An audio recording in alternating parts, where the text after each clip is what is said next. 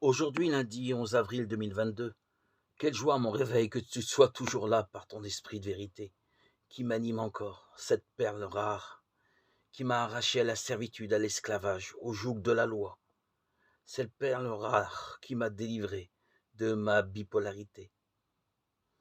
J'ai entendu l'Esprit de Dieu depuis ce jour béni, du 26 septembre 2019, jour de mon baptême, où j'ai reçu ton esprit. Le temps de ma délivrance était arrivé. Cette délivrance s'est activée à mes 51 ans, par mon baptême. Aujourd'hui, mon temps se mesure avec un goût et une saveur d'éternité. Jésus-Christ, mon roi, mon Seigneur et mon Sauveur, tu m'as rapatrié à la bergerie.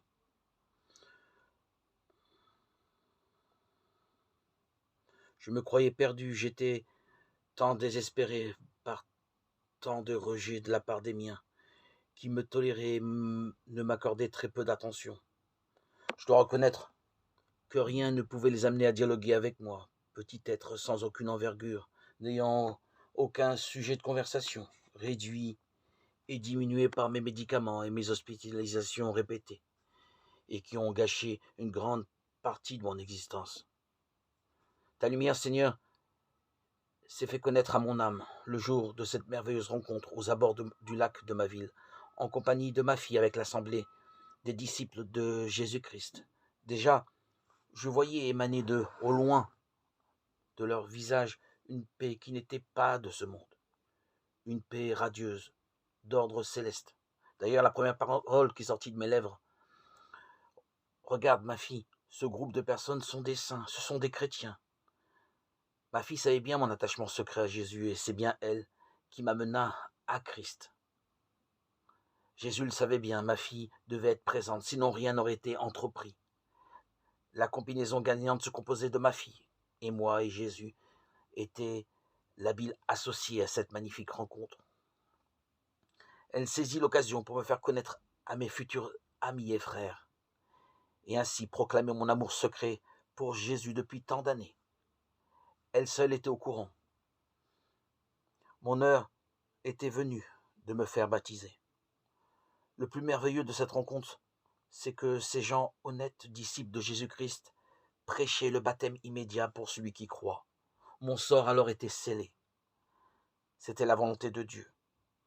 Elle s'accomplit 6 mois plus tard. Je fus libéré, délivré par le baptême, à l'endroit même, au mètre près, où j'avais rencontré, en présence de ma fille, ses amis de l'Assemblée de Jésus-Christ de Montréal. L'eau était sale, froide, l'odeur nauséabonde. Mais malgré tout, ma foi était grande. Je tenais absolument à être baptisé.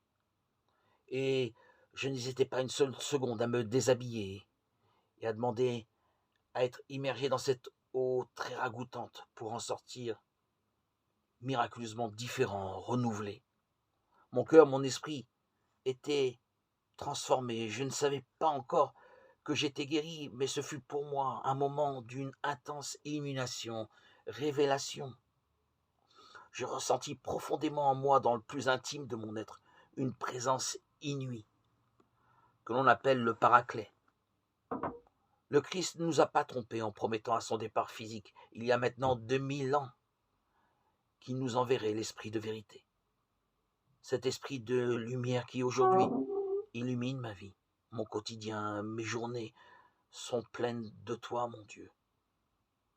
Aujourd'hui, l'intégrité, la justice, la vérité, la parole, l'amour sont les armes les plus puissantes qui me guident, contrôlent ma vie par cet Esprit Saint, à travers mes lectures de la Bible que j'étudie quotidiennement. Aujourd'hui, Jésus, je témoigne à tous ces gens qui m'écoutent de cette merveilleuse vie nouvelle que tu m'as donnée. Je suis encore aujourd'hui toujours sur la route, empli d'une joie profonde, d'une plénitude sans pareille. Pratiquement 3 ans sont passés. Jésus, aujourd'hui tu restes et tu le resteras tout le temps pour l'éternité, le centre, le sens, l'axe de ma vie, de mon existence.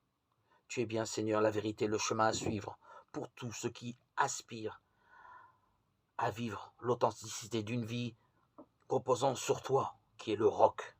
Tu es le Christ, notre Seigneur et notre Sauveur. Gloire à Dieu au plus haut des cieux, et paix sur la terre aux hommes qu'il aime.